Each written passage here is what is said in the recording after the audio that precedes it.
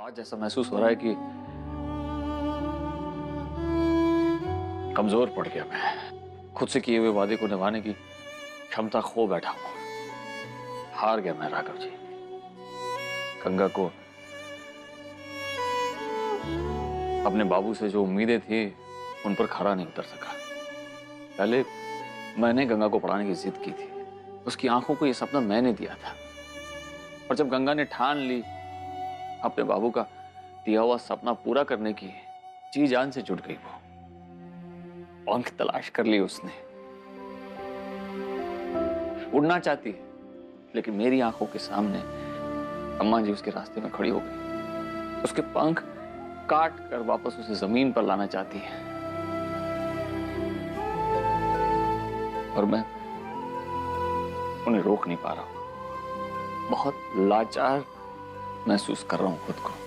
वीरेंद्र बाबू, ऐसा क्यों सोचा आपने? आपसे जो बन पड़ा आपने किया। इतना तो कोई अपनों के लिए भी नहीं करता। नहीं राघव जी,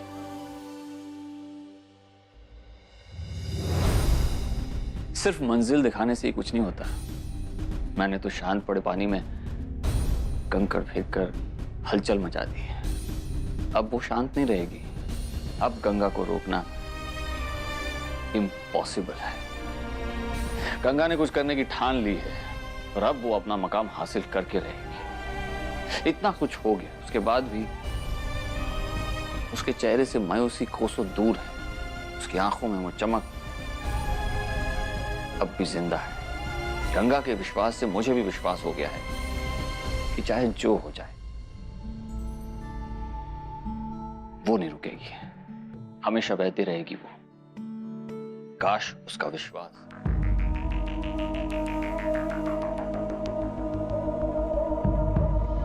आखिर उस लड़की गंगा ने अपना मुंह खोल ही दिया। हमारी धमकी का भी कोई असर हुआ नहीं उस पर।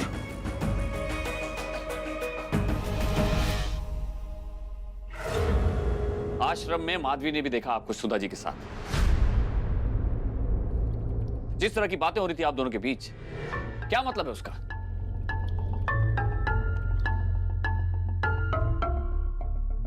हम तो इतना ही कह सकते हैं साले बाबू, कई बार आंखों देखी और कानों सुनी बात भी गलत हो सकती है।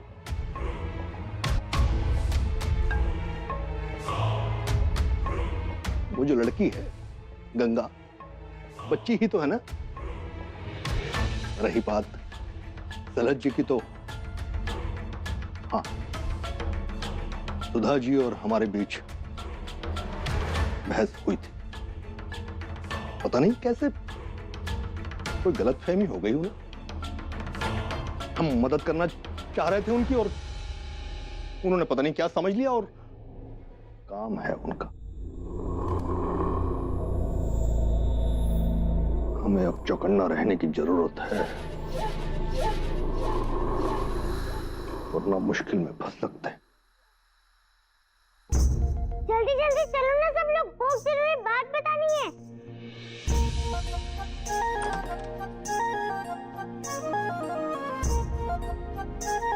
नहीं क्या बोल के बोर करेगी। मम्मी, दादी, पुलकी भैया, दीदी, इन सबको क्यों बुलाया? बात क्या है? हाँ हाँ रुको ना, पहले बहूजी और बाबू को भी आने दो। ओफो, क्या है? अम्मा जी हमें ऐसे बुला रही है जैसे हम मरे जा रहे इसकी बकवास सुनने के लिए।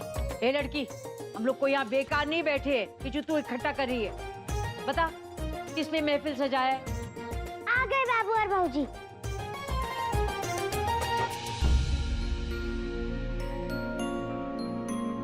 मैं ऐसा सोचती हूँ ना अम्मा जी कि हम तुम्हारी बात जरा भी नहीं मानते। गलत, हम तो ऐसा कुछ करना ही नहीं चाहते जिससे तुम गुस्सा हो जाओ। अच्छा ये बताओ, तुमने हमें स्कूल जाने से काहे रोका? अरे फिर वही बात। बोलो ना काहे रोका हमें स्कूल जाने से? वो इसलिए कि विधवा होते हुए तू रंगीन कपड़े नहीं पहन सकती और घुटनों तक फ्रॉक तो बिल्कुल नहीं। बस ना, और कोई परेशानी तो नहीं है ना तुम्हें? अब नहीं, अब और क्या परेशानी होगी मुझे?